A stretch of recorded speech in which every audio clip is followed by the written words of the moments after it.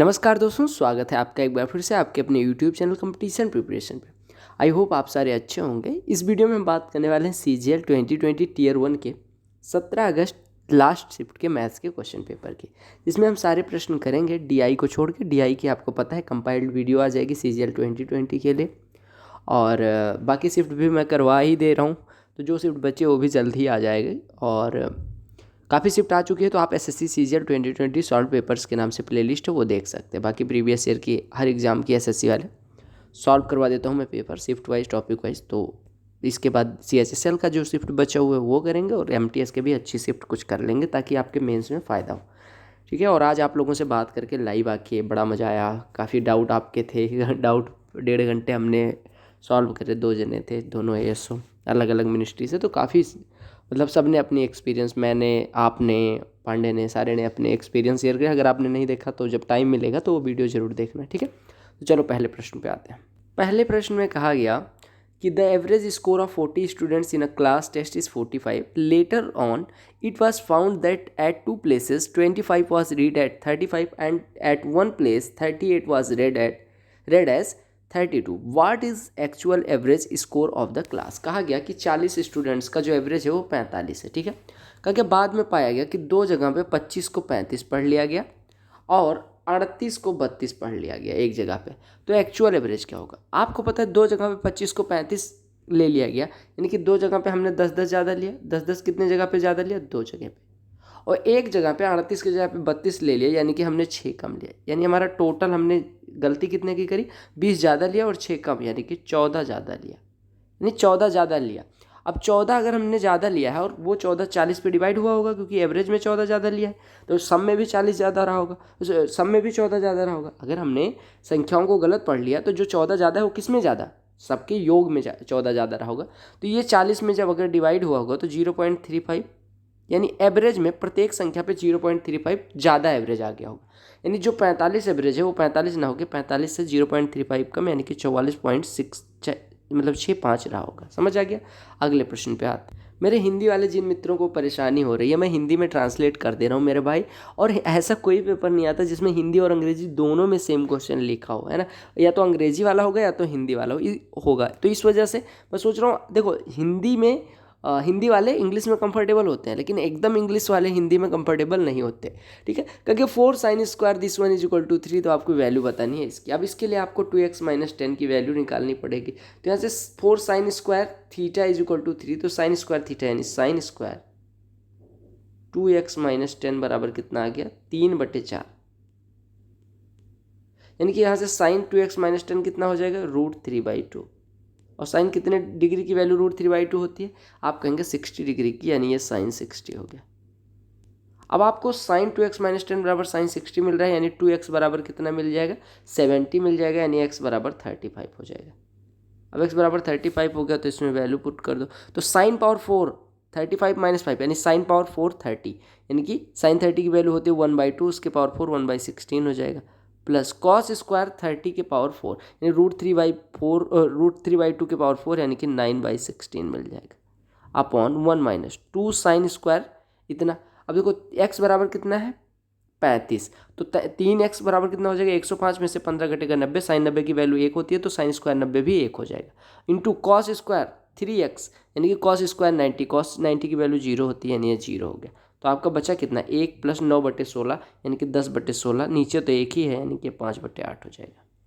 मैं जा रहा था सोने, लेकिन मुझे याद आया कि आज वाली वीडियो नहीं रिकॉर्ड करी। ठीक है, थका था, काफ़ी घूम के आया था। कहा गया ratio of present edges of A and B 7:8। कहा गया A और B की वर्तमान आयु का अनुपात 7:8 है। कहा गया 6 साल बाद उनकी आयु का अनुपात 8:9 हो जाएगा। कहा गया 6 साल बाद उनकी आयु का अनुपात कितना हो जाएगा? 8:9। ठीक है, तो कहा गया अगर C की प्रेजेंट एज 10 साल ज़्यादा है A की प्रेजेंट एज से, यानी कि C की जो वर्तमान आयु है अगर वो A की आयु से 10 साल ज़्यादा है, तो आपको C की वर्तमान आयु बतानी है। ध्यान से देखिएगा। आपको पता है पहले रेशियो 7 था, अभी 8 हो गया, यानी 1 की बढ़ोतरी। पहले 8 था, अब 9 हो गया, यानी रेशियो 1 बढ़ा। यानी एक रेशियो बढ़ाने के लिए हमें 6 वर्ष बढ़ाना पड़ता है, यानी हम कह सकते हैं एक रेशियो बराबर कितना है? 6 वर्ष। तो अब हम यहाँ से A की वैल्यू निकाल लेंगे। ए की वैल्यू कितनी है 7 रेशियो, यानी कि 1 रेशियो बराबर अगर 6 वर्ष है तो ए की वैल्यू कितनी हो जाएगी 7 गुणे 6 यानी 42 वर्ष। और अगर ए 42 वर्ष का है तो सी कितना हो जाएगा 42 से 10 ज़्यादा यानी कि 52 वर्ष का, राइट। अगला प्रश्न प्रॉफिट एंड लॉस से है। कहा गया the market price of an article is 240 यानी कि 240 वस्तु पे लिखा गया है। एक दुकानदार इसे 18% डिस्काउंट देके बेचता है। 18% डिस्काउंट देने का मतलब 82/100 यानी 41/50 में बेच देता है। और कहा गया फिर भी उसे 23 रुपये का फ़ायदा होता है। 23 रुपये का फ़ायदा कहने का मतलब कि अगर उसने सीपी रहा होगा यानी क्रय मूल्य सीपी रहा होगा, तो अगर वो 100 का खरीदता है यानी सीपी अगर 100 होता तो उसका 123 में बेचता, यानी कि सीपी के 123/10 पे बेचने के बाद विक्रय मूल्य आ रहा है। आपको निकालना क्या है कॉस्ट प्राइस। तो 41 से ये कटेगा 3 हो जाएगा, 3 इससे कटेगा तो ये 80 हो जाएगा, 50 से ये कटेगा 2 हो जाएगा और 2 का 80 में गुणा 160 हो जाएगा, यानी सीपी 160 हो गया। ऐसा प्रश्न करने का मैंने तरीका बता रखा है क्या कि x वाले टर्म एक साइड में, y वाले एक साइड में, z वाले एक साइड में। तो यहाँ से x² - 12x इधर ले आओ, ठीक है, प्लस 9y² प्लस 24y इधर ले आओ, ठीक है, और प्लस 4z² और माइनस 24z इधर ले आओ और ये बराबर 0 लिखो। पहले आप थोड़ा दूर में बराबर 0 लिख दो। क्यों, अभी आपको समझ आ जाए। देखो अगर मैं बात करूँ भैया कि ये x - 6 का होल स्क्वायर बनाना है तो आप कहेंगे x² माइनस, क्यों हमें 6 का, देखो a² - 2ab यानी 2 × a की वैल्यू के x इंटू b की जगह पे कितना रखेंगे 12x बन जाए 6, यानी कि ये हो जाएगा a² - 2ab और प्लस b² यानी कि 6 का स्क्वायर 36, यानी अगर यहाँ पे 36 होता तो हमारा ये x - 6 का होल स्क्वायर हो जाता। इसी प्रकार से देखिए 3y का whole square plus 2 × 3y into 4 यानी कि b की वैल्यू 4 हो गई, यानी यहाँ पे 4 का स्क्वायर आना चाहिए। और यहाँ पे देखिए 2z यानी 2z का whole square minus 2 × 2z into 6 तो ये 24z हो जाता है, यानी यहाँ 6 का स्क्वायर आना चाहिए। देखिए अगर इसको हमें 2z - 6 का होल स्क्वायर बनाना है, इसको हमें 3y + 4 का होल स्क्वायर बनाना है और इसको हमें x - 6 का होल स्क्वायर बनाना है, तो हमें ये सब करना पड़ेगा। अब देखो 36, 16, 52 और 36 88, यानी जो 88 इधर आया था वो 88 को हमने अलग अलग कर लिया और वो स्क्वायर बना के दे रहा है। अब आपको पता है अगर किन्हीं 3 प्राकृतिक संख्या हो, इसका वर्गों का योग 0 हो तो संख्याएं अलग अलग 0 के बराबर होंगी। अगर इसको 0 के बराबर करेंगे तो x - 6 = 0 यानी x = 6 मिल जाएगा। यहाँ से 3y = -4 मिल जाएगा और यहाँ से 2z = 6 यानी z = 3 मिल जाएगा। अब आपको जो निकालना है उसमें वैल्यू पुट कर दो, तो लिखा है x - 3y यानी 6 - 3y यानी कि +4 हो जाएगा और प्लस z यानी कि 3। ये निकालना था 6 4 10 3 13 आ गया। तो आपको ये ध्यान रखना है कि किसका स्क्वायर ये बन रहा है, तो जिसका स्क्वायर बन रहा है वो बना डालो। कहा गया एक त्रिभुज है ABC, P और Q AB और AC के मध्य बिंदु है। AB और AC में क्या कॉमन है A, तो आप A को ऊपर ले लो, B और C यहाँ ले लो, ठीक है। कहा गया P और Q मध्य बिंदु है किसके, AB और AC के, ये P है ये Q है। कहा गया R PQ पे इस प्रकार से है कि जो PR अनुपात RQ है वो 3:5 है, ठीक है। QR की वैल्यू आपको 20 दी गई है, QR = 20 दिया गया है, तो आपको बताना है कि BC की लंबाई क्या होगी। अब आप देखो अगर P और Q इसके मध्य बिंदु हैं तो आपको पता है कि जो PQ होगा वो BC के सिमिलर होगा और पैरेलल होगा। अगर कोई ट्रायंगल ABC है, AB का मध्य बिंदु P है, AC का मध्य बिंदु Q है, तो PQ को जो मिलाएंगे वो पैरेलल हो जाएगा BC के। अब अगर ये पैरेलल हो गया तो त्रिभुज ABC और त्रिभुज APQ सिमिलर हो जाएंगे, ठीक है। त्रिभुज ABC और त्रिभुज APQ सिमिलर हो जाएंगे, ठीक है। और आपको पता होगा कि एक चीज़ और पता होगा कि अगर ये सिमिलर हो गए तो जो AP और AB का अनुपात होगा वही अनुपात हो जाएगा PQ और BC का। आपको पता है कि RQ का अनुपात 5 दिया गया, 5 = 20 है यानी 1 = 4, यानी PQ की वैल्यू कितनी हो जाएगी। देखो QR की वैल्यू है 5 रेशियो = 20 है यानी 1 रेशियो = 4, यानी कि पूरा 8 बराबर कितना हो जाएगा 32, यानी PQ की वैल्यू आ गई 32। अब PQ की वैल्यू 32 आ गई। आपको पता है P मध्य बिंदु है AB का, तो अगर AP और AB का अनुपात अगर हम बात करें तो AP 1 है तो AB 2 होगा। इसी प्रकार से अगर ये सिमिलर है तो PQ और BC का अनुपात भी 1:2 हो जाएगा, यानी BC = 32 का 2 × 64 हो जाएगा। समझ आ गया। अब यहाँ से एक थ्योरम भी बनती है कि अगर त्रिभुज ABC में P और Q मध्य बिंदु हो किसके, AB और AC के, तो जो PQ होगा वो BC/2 होगा। ये सीधे होता है, तो PQ = BC/2 या BC = 2PQ कह सकते हैं, ठीक है। अगला प्रश्न DI छोड़ते हैं। कहा गया what is the area of the square whose vertices lie on the circle of radius 5 centimetre. देखो कहा गया एक सर्कल है, इसके यहाँ पे मतलब एक स्क्वायर बनता है इसके अंदर, और इस प्रकार से कि इसके चारों शीर्ष वृत्त पे लाई करते हैं, तो इसका एरिया बताना है। आपको पता होगा अगर किसी सर्कल के अंदर कोई वृत्त बनाए, किसी सर्कल के अंदर कोई वर्ग बनाया जाता है, स्क्वायर बनाया जाता है, तो आपको पता है जो स्क्वायर का डायगोनल होता है, यानी वो स्क्वायर की भुजा अगर ए हो तो a√2 इज इक्वल टू बराबर, मतलब जो वर्ग बनेगा उसका जो डायगोनल होगा वो सर्कल के डायमीटर के बराबर होगा। सर्कल का रेडियस अगर 5 है तो डायमीटर हो जाएगा 10, यानी a√2 इज इक्वल टू 10, तो a बराबर हो जाएगा 5√2।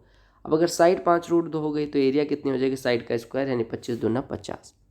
देखो कहा गया ये man borrowed a certain sum and agrees to repay it by paying 4000 at the end of first year, 7700 at the end of second year. If the rate of compound interest compound annually is 10% per annum, then find the sum borrowed. आपको sum निकालना है, ठीक है, ध्यान से देखिएगा। हमने मान लिया कि भैया x रुपये वो लेता है, ठीक है, 1 मिनट, या 100x रुपये वो लेता है, उधार लेता है 100x रुपये, ठीक है। कहा गया कि पहले साल के अंत में उसने 4000 दे दिया और दूसरे साल के अंत में वो 7700 देता है और वो पूरा पैसा वापस कर चुका होता है। कंपाउंड इंटरेस्ट लग रहा है 10%, तो आपको धन बताना है। अगर पहले साल के अंत में बात करें तो इस पर 100x का 10% ब्याज लगा होगा, यानी कि ये धन 10x 100x तो ये धन ही था और साथ में 10x का इंटरेस्ट लग गया, यानी कि आपका टोटल अमाउंट बन गया 110x। इसमें से हमने पे कर दिया 4000 रुपये। अभी हमारे पास धन बचा 110x माइनस 4000। अब कहा गया कि इस पे फिर अगले साल कितना लगेगा 10%, यानी कि इसका 11/10 हम पे करेंगे अगले साल, जो कि दिया गया 7700, यानी कि सेकेंड वर्ष के लास्ट में हम देते हैं इसका 110%, जो कि 7700 के बराबर, यानी कि ये कटेगा 700, 10 का गुणा हो जाएगा यानी 7000। यानी आप देख पा रहे होंगे 110x बराबर 11000, 4000 को उधर भेज देंगे, ठीक है। तो 110x अगर 11000 है तो x बराबर कितना हो जाएगा 100। अब x बराबर 100 हो गया तो आपसे पूछा कि धन कितना लिया था, तो 100 × 100 यानी कि 1 के बाद 4 0, इतना धन उसने लिया। देखिएगा अगला प्रश्न, देखिएगा ये बड़ा आसान सा प्रश्न है, इसको मैं थोड़ा और इजी बना दूंगा। कहा गया in triangle ABC D is a point on BC such that BD is to DC is equal to 3:4, E is a point on AD such that AE is to ED is equal to 2:3, find the ratio area of ECD and AEB। ध्यान से देखिएगा, ये आपका कोई त्रिभुज है जिसका नाम है ABC, ये A है, this one is B, this one is C, ठीक है। क्योंकि D कोई बिंदु इस प्रकार से है, D यहाँ पे कहीं पे मान लो, ये मान लो D बिंदु है, ठीक है। कहा गया इस प्रकार से कि BD इज टू DC 3:4 है, ठीक है। कहा गया AD पे एक बिंदु E इस प्रकार से, मान लो ये E बिंदु है, इस प्रकार से है कि AE इज टू ED 2:3 है, 2:3 है, ठीक है। तो कहा गया रेशियो ऑफ ECD, इसकी एरिया और AEB की एरिया का रेशियो निकालो। अब देखो 1 मिनट के लिए, अगर मैं बात करूं, ठीक है, अगर मैं बात करूं यहाँ पे कि अगर मैं इसको 2x मान ले रहा हूँ, इसको 3x, और ये 3y मान ले रहा हूँ, ये 4y मान ले रहा हूँ, ठीक है। तो आपको ट्रायंगल ECD की एरिया निकालनी है। सबसे पहले ECD की एरिया निकालने के लिए आपको क्या करना पड़ेगा, आप थोड़ी देर के लिए मान लो कि ये परपेंडिकुलर, अगर परपेंडिकुलर है तो ECD की एरिया कितनी हो जाएगी, ECD की एरिया हो जाएगी 1/2 into base 4y into 1/2 into 4y into 3x, ठीक है। अगर परपेंडिकुलर है तो वो हाइट हो जाएगी, बट ट्रायंगल AEB की एरिया, ट्रायंगल AEB की एरिया कैसे निकलेगी। ट्रायंगल AEB की एरिया निकालने के लिए आपको क्या काम करना है, आपको सीधे सीधे ट्रायंगल ABD की एरिया निकालनी है। ये हो जाएगा 1/2 इंटू 3y आधार है इंटू 5x और माइनस 1/2 इंटू, अगर इसमें से EBD की एरिया घटा दूं तो EBD की एरिया कितनी हो जाएगी 3y इंटू 3x,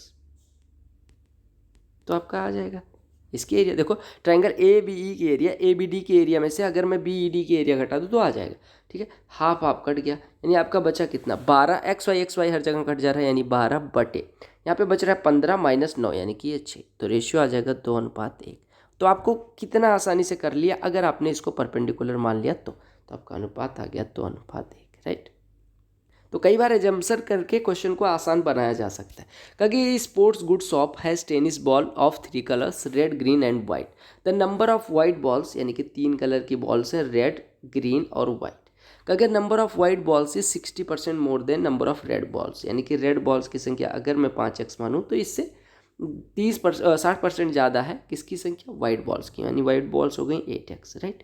अब कहा गया number of green balls is 12.5% less than white balls, यानी कि ग्रीन बॉल्स 1/8 हिस्सा कम है किससे, वाइट बॉल से। 1/8 हिस्सा कितना हो गया, x, यानी 8x से x कम यानी 7x। अब आपसे कहा गया टोटल नंबर ऑफ बॉल्स 120 हैं, तो ग्रीन बॉल्स की संख्या बतानी। तो ग्रीन बॉल्स की संख्या 7 आउट ऑफ 7 8 15 5 20, तो 120 में से कितना हो जाएगा, 20 छक्के 120, 7 छक्के 42। कहा गया find the sum of squares of greatest value and smallest value of के। अब ये मैंने करवाया था सेम क्वेश्चन पिछली शिफ्ट में। ये 450 8 2 के कहा गया ये डिविजिबल है 3 से। 3 से डिविजिबिलिटी के लिए सम ऑफ डिजिट्स 3 से कटना चाहिए। तो आप देखो 4 5 9 8 17 2 19, 19 में 18 तक तो कट जा रहा है, यानी 1 प्लस के को अगर 3 से कट जाना है तो ये पूरी संख्या 3 से कटेगी। तो 1 प्लस के को अगर 3 से कटना है, के की सबसे छोटी वैल्यू 2 और के की सबसे बड़ी वैल्यू 8 ले सकते हैं, क्योंकि 1 प्लस के 9 हो जाएगा तब, और ऐसे दो। अब कहा गया आपको ग्रेटेस्ट वैल्यू और स्मॉलेस्ट वैल्यू की स्क्वायर का डिफरेंस निकालना है। तो ग्रेटेस्ट वैल्यू कितनी हो जाएगी, योग निकालना है, ठीक है। तो ग्रेटेस्ट वैल्यू की कितनी हो सकती है, जिससे ये संख्या 3 से कटे, तो आप कहेंगे 8, उसका स्क्वायर 64, और स्मॉलेस्ट वैल्यू 2, उसका स्क्वायर 4, दोनों को जोड़ेंगे 68। कहा गया एक वृत्त में a 10 centimetre long chord is at a distance of 12 centimetre from the centre of the circle, length of diameter. देखो कहा गया कि एक 10 सेंटीमीटर लंबी जीवा जो केंद्र से 12 सेंटीमीटर की दूरी पे है। 10 सेंटीमीटर लंबी जीवा है, अगर हम यहाँ से केंद्र से परपेंडिकुलर ड्रा कर दें तो ये 5 हो जाएगा, बाइसेक्ट कर देंगे।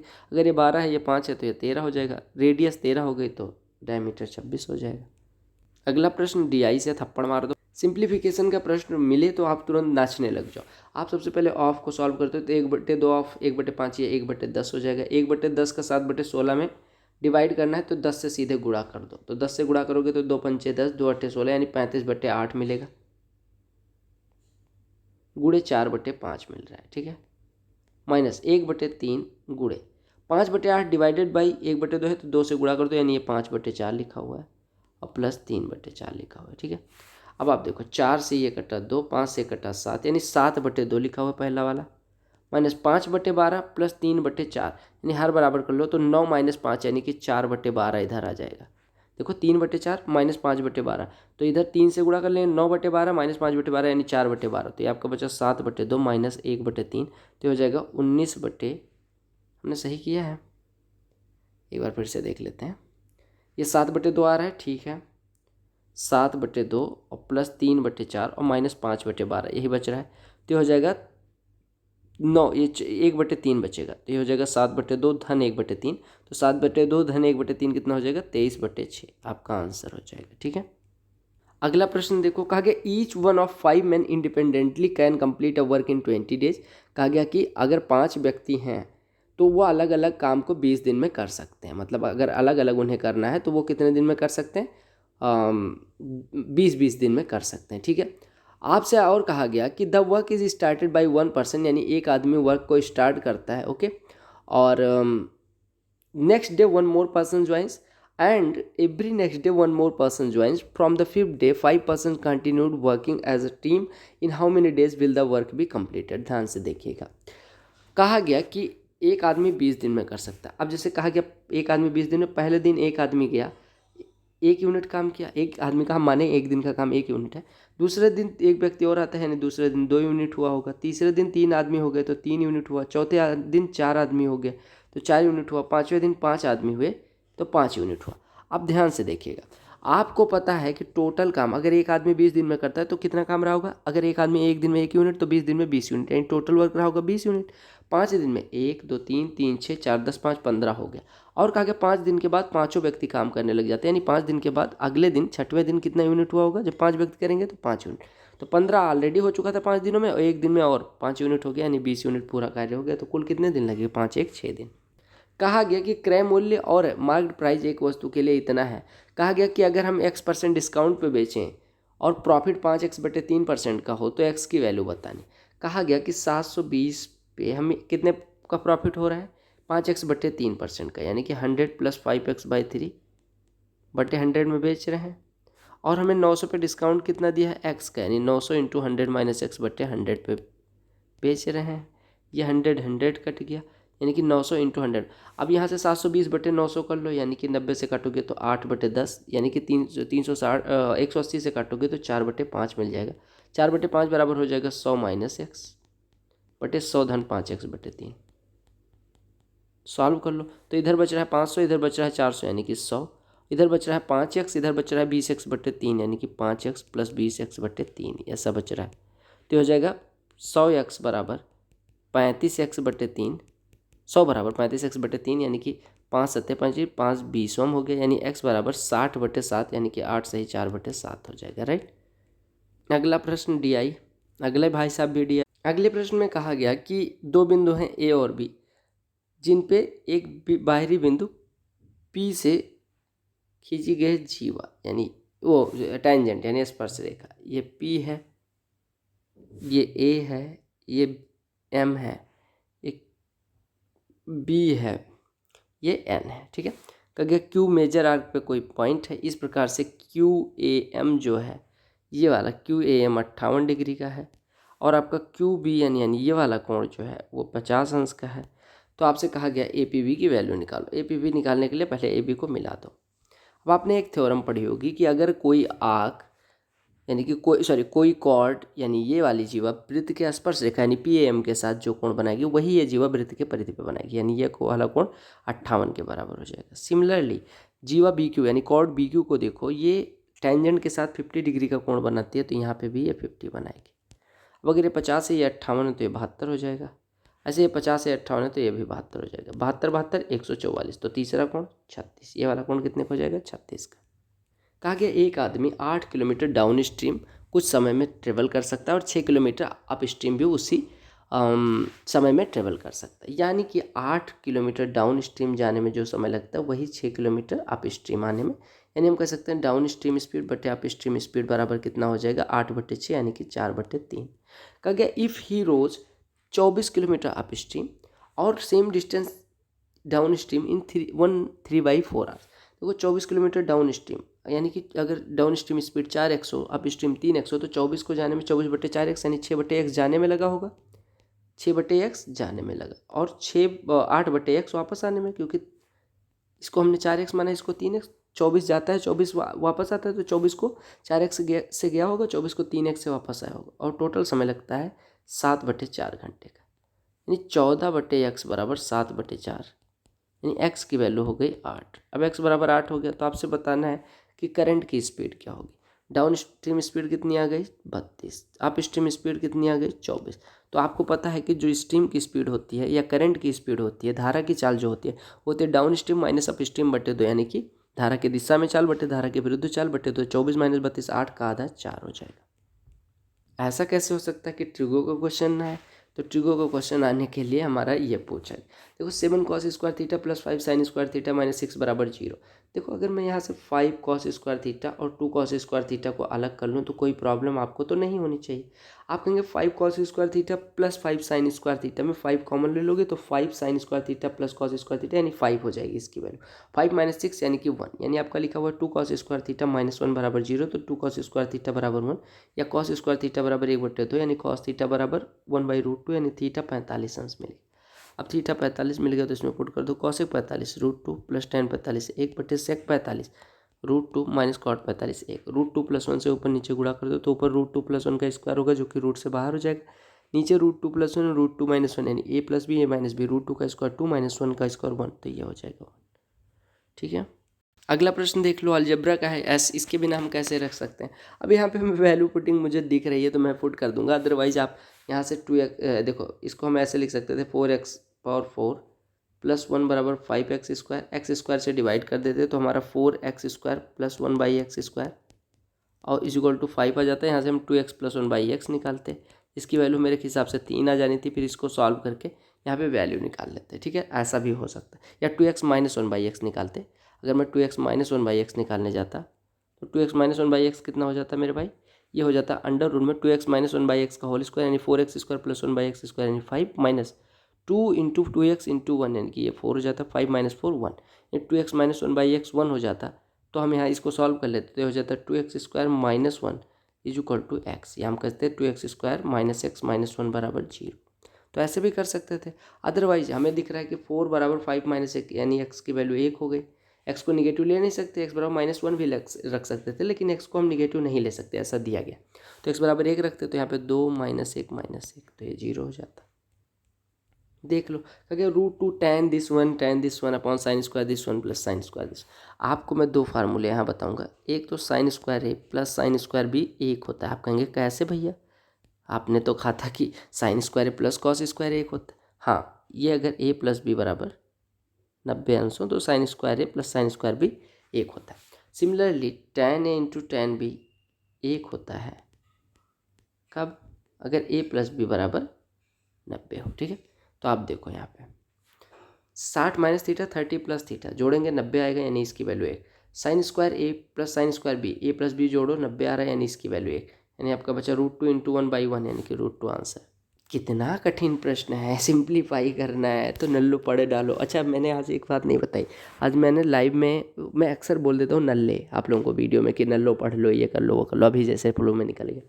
तो एक भाई कह रहे थे नल्ला बोलते हो बुरा लगता है, मतलब वो भी मजाक ही कर रहे थे।